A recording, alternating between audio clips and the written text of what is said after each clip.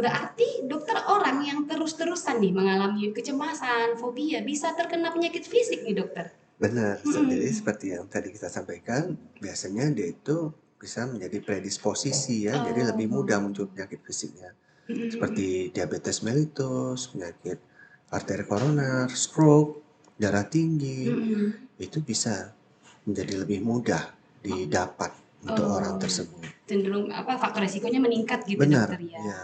Jadi makanya memang cocok, jiwa dan fisik itu memang bersanding gitu dokter ya, nggak yang berjalan sendiri-sendiri gitu Iya dokter iya ya. iya. Gangguan kecemasan dokter, apa bisa mengalami kerusakan otak secara permanen? Tadi cerita tentang si Hmm. amigdala, tentang si hormonnya gitu Mhm dokter. mhm. Jadi, kerusakan otak secara permanen itu bukan pada pasien cemas dan, Mhm mhm. fobia ini ya, Iya dokter. tapi biasanya yang rusak itu adalah fungsinya Mhm, ya, kalau yang oh. diketahui itu, permanen ada penurunan dari suatu struktur otak itu adalah di hipokampus itu lebih Mhm. sering pada pasien-pasien depresi biasanya seperti Oh, itu ya, jadi mhm mhm. ukurannya jadi lebih kecil Lebih mengecil ya dokter ya? dibandingkan dengan orang normal. Mhm Kalau mhm. pada Kecemasan nih? kecemasan dan Mhm. fobia ini, penelitiannya itu menunjukkan bahwa ternyata pada pemeriksaan positron emission tomography Mhm mhm. dijumpai neurotransmitter-neurotransmitternya itu jadi dikasih warna gitu ya. Mhm mhm. Nanti kelihatan, oh ini kadarnya berkurang, ini berlebihan, dapat dilihat dari pemeriksaan tersebut. Assalamualaikum warahmatullahi wabarakatuh. Salam sejahtera bagi kita semua. Hai, berjumpa lagi dengan saya Dr. Sela dalam podcast Seksi Ansietas PPPDS KJI. Dan dalam episode kali ini kita kedatangan lagi tamu langganan kita, Dr. Mustafa M. Amin, Master of Science, Magister Kedokteran, Spesialis Kedokteran Jiwa Konsultan. Gimana dokter kabarnya hari ini? Alhamdulillah baik, Mbak Sela. Apa kabar, Mbak Sela? Alhamdulillah baik juga dokter. Baik, kali ini dokter kita bakal bahas masalah yang agak lebih mendalam nih dokter ya, tentang neuroscience dari rasa takut dan cemas. Oke, baik. Ya dokter, kita langsung bahas nih, katanya secara neuroscience nih dokter. Sebenarnya apa ya yang terjadi saat kita itu mengalami cemas atau takut nih dokter? Baik, Mbak Sela. Jadi memang selama ini kita berpikiran kalau rasa cemas dan takut itu adalah suatu perasaan yang dibuat-buat mungkin atau yang tidak bisa diketahui secara ilmiah. Namun Mhm. penelitian-penelitian belakangan ini sudah membuktikan ternyata rasa cemas dan takut itu ada yang mendasarinya. Yang mendasarinya itu adalah adanya suatu bagian di dalam otak kita, namanya itu amigdala, Mhm. sebesar almond, yang berfungsi untuk mengatur rasa cemas dan takut di dalam diri kita. Jadi diibaratkan bila kita itu ingin bangun pagi, kita menyalakan alarm agar kita bangun pagi, misalnya seperti itu ya. Iya iya dok. Jadi amigdala ini fungsinya memang seperti alarm. Nah, kalau Mhm. ada rasa takut, ada bahaya yang memang kita hadapi, dia akan lebih aktif dari biasanya, sehingga memunculkan stimuli atau perasaan takut agar kita bisa bereaksi terhadap rasa takut tersebut. Apakah kita ingin fight, flight, atau freeze, diam di Freeze ya. tempat ya. Mhm. Nah, kalau terkait dengan kecemasan, biasanya amigdala yang dialami oleh orang tersebut itu karena terus-menerus bekerja, jadi dia tidak berfungsi sebagaimana seharusnya. Kalau tadi yang kita analogikan dengan alarm tersebut, dia Mhm. berfungsi sebagaimana seharusnya. Jadi saat-saat kita butuh baru dia hiperaktif. Oh. Kalau pada orang cemas, dia terus-menerus hiperaktif tentu membuat dirinya menjadi tidak nyaman, seperti itu. Oke, jadi si amigdala inilah dokter ya yang organ yang berperan dalam perasaan Mhm. cemas dan takut pada manusia nih dokter ya. Betul betul. Selain ini kan tadi dokter cerita tentang organnya nih dokter, bagian Iya. dari otak ya dokter. Kalau hormon ada nggak ya? Iya, jadi amigdala ini dia memengaruhi ada bagian otak lain namanya Mhm. hipotalamus. Yang Mhm. nantinya kalau di guide hipotalamus ini, dia akan menginduksi corticotropin releasing factor yang Mhm. selanjutnya memengaruhi adrenokortikotropin, hormon yang akan melepaskan yang kita sebut sebagai hormon kortisol. Kortisol. Jadi kortisol ini sebenarnya kalau dia keluar kemudian dalam jangka pendek seperti yang tadi kita sampaikan untuk mengatasi permasalahan-permasalahan dalam hidup yang kita butuh reaksi cepat, tentu bagus. Tapi kalau dalam jangka panjang kortisol ini terus-menerus kadarnya itu meningkat di dalam tubuh kita, dia akan membuat atau memunculkan penyakit-penyakit lain ikutannya, contohnya penyakit arteri koroner, diabetes mellitus, selain dari rasa cemas itu sendiri. Oh, jadi karena itu ya dokter ya, saat kita mengalami cemas, itu kita merasakan jantung berdebar, itu Betul. gimana? Keringat dingin, atau Benar. merasa kayak mau pingsan, dokter itu karena memang ada apa ya penjelasan ilmiahnya gitu dokter ya? Benar. Jadi dari amigdala itu nantinya dia akan bekerja sama ya dalam arti kata yang kurang baik gitu ya dengan sistem saraf otonom yang di pusatnya itu ada di sistem noradrenergik di locus ceruleus. Dia akan membuat sistem saraf otonom bekerja dan menimbulkan sensasi-sensasi seperti yang tadi Mbak Sela sampaikan. iya, Benar. Iya. Jadi kan dokter sebenarnya, ini saya jadi banyak pertanyaan nih. Sebenarnya tadi kan yang dokter ceritakan adalah hal yang normal dokter ya, pada saat kita mengalami suatu masalah, mengalami suatu ancaman. Betul. Nah, kalau pada orang yang memang mengalami gangguan kecemasan atau fobia itu gimana lagi ceritanya ya dokter ya?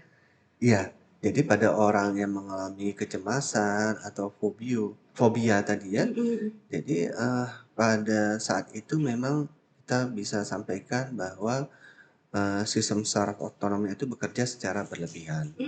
Kemudian kalau nantinya amigdala itu memengaruhi parabrachial nuclei, dia juga memunculkan sensasi seperti tercekik, rasa pendek gitu ya. Yang mana semua sensasi ini akan memunculkan perasaan-perasaan seperti kecemasan dan fobia tersebut. Sehingga kalau sudah dirasa itu mengganggu, apalagi khususnya fobia ya, Iya benar. maka dia harus segera mungkin untuk mencari pertolongan seorang profesional kesehatan. Dalam hal ini tentunya psikiater atau psikolog ya. Iya. Jadi memang ada apa ya, ada yang tidak normal dengan proses yang dokter ceritakan di awal tadi ya, tentang respon amigdalanya yang akhirnya nanti menyebabkan kecemasan atau fobia tadi dokter ya. Iya betul. Nah kalau tadi dokter juga cerita yang akhirnya mengeluarkan kortisol terlalu banyak dan menyebabkan, berarti dokter orang yang terus-terusan nih mengalami kecemasan, fobia bisa terkena penyakit fisik nih dokter? Benar, jadi seperti yang tadi kita sampaikan, biasanya dia itu bisa menjadi predisposisi ya, jadi lebih mudah muncul penyakit fisiknya. Seperti diabetes mellitus, penyakit arteri koroner, stroke, darah tinggi, itu bisa menjadi lebih mudah didapat untuk orang tersebut. Cenderung faktor resikonya meningkat gitu Benar, dokter ya. ya. Jadi makanya memang cocok jiwa dan fisik itu memang bersanding gitu dokter ya, nggak yang berjalan sendiri-sendiri gitu dokter Iya. Oke dokter, ini kan katanya udah mengalami penyakit iya, dan orang nih yang dengan kecemasan, dengan iyalah kita bilang gangguan kecemasan dokter, apa bisa mengalami kerusakan otak secara permanen? Tadi cerita tentang si amigdala, tentang si hormonnya gitu dokter. Jadi kerusakan otak secara permanen itu bukan pada pasien cemas dan fobia ini ya, tapi biasanya yang rusak itu adalah fungsinya. Ya, kalau yang diketahui itu permanen ada penurunan dari suatu struktur otak itu adalah di hipokampus, itu lebih sering pada pasien-pasien depresi biasanya seperti itu ya. Jadi ukurannya jadi lebih kecil Lebih mengecil ya dokter dibandingkan ya. dengan orang normal. Kalau pada Kecemasan nih? kecemasan dan fobia ini, penelitiannya itu menunjukkan bahwa ternyata pada pemeriksaan positron emission tomography dijumpai neurotransmitternya itu jadi dikasih warna gitu ya.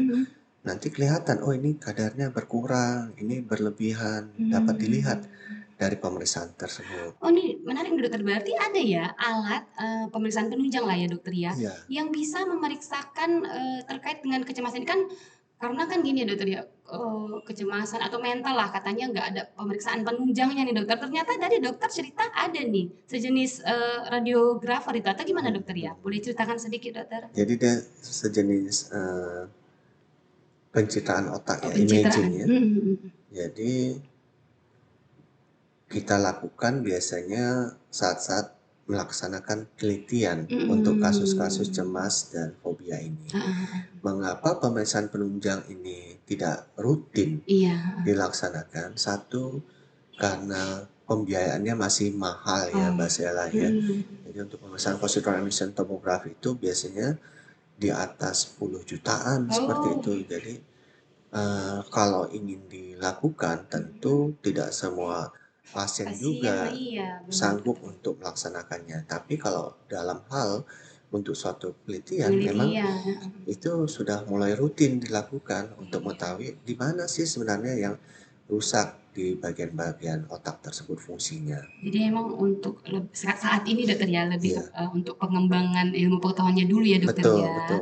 bukan untuk apa setiap pasien harus dilakukan pemeriksaan Iya, gitu iya. dokter ya. Oke dokter, nih cerita sedikit tadi kan kita udah cerita secara neuroscience-nya sebenarnya apa yang terjadi. Nah ini mau cerita sedikit tentang genetik nih dokter. Kan sering ya dokter katanya pasiennya datang iya dulu orang tua saya, ayah saya juga mengalami kecemasan. Jadi apakah kecemasan ini diturunkan secara genetik dokter? Iya, jadi ada namanya gen serotonin transporter S dan gen serotonin transporter L ya. Jadi diperkirakan orang-orang yang memiliki gen serotonin transporter L itu cenderung orangnya jadi lebih pemberani, tidak ada rasa takutnya gitu ya. Segala macam bisa dihadapinya, lebih kuat juga bila menghadapi stresor, lebih bagus pemulihannya ya. Sebaliknya pada orang-orang yang mengalami genotip serotonin S, dia akan cenderung lebih penakut, lebih tak bagus coping mekanismenya, lebih cenderung penyelesaian permasalahannya juga kurang baik, kemudian kerentanan terhadap stresnya itu juga lebih rendah, seperti itu Mbak Sela. Jadi dokter, waduh saya ini gimana ya, ternyata sudah sampai penelitian tingkat genetik ya dokter Iya, ya. iya, Bahkan ada genetik tertentu yang bisa lebih cenderung gitu mengalami kecemasan. benar. Dan tadi dokter ini menarik dokter yang ada sih beberapa orang nih dokter yang mungkin dulu ada ya terkenal tuh bukan expert yang orang malah suka gitu atau mencari tantangan gitu katanya mau mencari adrenalin rush gitu dokter itu gimana lagi dokter dengan orang-orang yang memang kayaknya hobinya nih menantang atau melakukan sesuatu yang memang di luar kebiasaan nih dokter nggak punya rasa takut nggak punya rasa cemas atau gimana ya dokter. Iya, jadi kalau itu ada beberapa faktor yang harus Iya kita dokter. perhatikan ya. Iya. Pertama adalah kepribadian dari orang tersebut ya. Ada memang kepribadian-kepribadian tertentu dia memang lebih berani dibandingkan kepribadian lainnya Lain ya ya. dokter ya. Yang kedua dari pola asuh dari orang tuanya. Mungkin Mm-mm. dalam hal menghadapi masalah, melakukan sesuatu, orang tuanya itu mengajarkan pada dia bagaimana dia harus menyikapi segala sesuatunya. Yang ketiga adalah genotip yang tadi saya sampaikan ada atau tidak di dalam tubuhnya. Kemudian yang keempat tentu faktor lingkungannya, bagaimana dia dididik di sekolahnya. Jadi itu semua memainkan peran untuk orang tersebut. Contohnya ya seperti yang Mbak Sela sampaikan tadi, mungkin dia lebih suka tantangan. Iya, Kalau benar-benar. misalnya olahraga mungkin pilihannya para layang Iya, gitu kan. benar-benar yang ekstrim nih dokter. Benar, benar. Ya, Oh, jadi apa ya? Ternyata takut dan cemas itu sebenarnya mungkin bisa dilatih ya dokter ya. Kalau dari ininya gimana dok? betul, betul ya. Jadi rasa cemas dan takut itu adalah kalau menurut ilmu kejiwaan sesuatu yang bisa dipelajari dan sesuatu yang bisa dipelajari tentunya kita akan lebih mudah untuk mengatasinya ya, dan disitulah memainkan peran biasanya para ahli-ahli psikoterapi, Oh, Mbak Sela. oke oke. Jadi aduh menarik sekali ternyata ya, ternyata judul yang saya pikir berat nih ternyata banyak membuka apa ya, wawasan dong dokter. Tapi ya karena kita keterbatasan waktu juga nih dokter, mungkin untuk lain kesempatan kita bakal bahas lagi nih lebih mendalam tentang neuroscience dari tak hanya rasa takut dan cemas dokter ya. Tadi dokter cerita masalah depresi atau selanjutnya bisa nih untuk dibahas di episode selanjutnya dokter. Baik, silakan. Terima kasih dokter Terima sudah kasih Mbak berbagi Sela. ilmunya. Ya. Oke dokter, terima kasih banyak atas waktunya nih udah ngobrol lagi masalah nih neuroscience tadi ya dokter. Walau mungkin judulnya nih terdengar kayaknya ribet nih, tapi memang sebenarnya kita harus tahu dulu supaya lebih tahu juga cara memanage stres juga ya dokter ya. Betul sekali Mbak Sela. Baik dokter, terima kasih. Dan ini mungkin dokter setelah menonton atau mendengar merasa ini saya kayaknya ada masalah nih. Kalau mau menjumpai dokter, kemana nih dok? Baik, saya bisa dijumpai di Klinik Utama Bina setiap hari Senin sampai dengan Rabu sore jam 4 sampai jam 6. Kemudian di Rumah Sakit Siloam Dirgasurya setiap hari Jumat sore dan Sabtu pagi. Oke, jadi mudah-mudahan jangan jumpa dengan sebagai pasien ya dokter, tapi kalau memang memerlukan bantuan ya bagusnya menjumpai psikiater ya dokter ya. Benar, terima kasih. Oke dokter, terima kasih kepada seluruh yang sudah menonton dan mendengarkan podcast kali ini. Kita akan berjumpa lagi pada lain kesempatan. Sebelumnya, salam sehat jiwa, tiada kesehatan tanpa kesehatan mental. Assalamualaikum warahmatullahi wabarakatuh.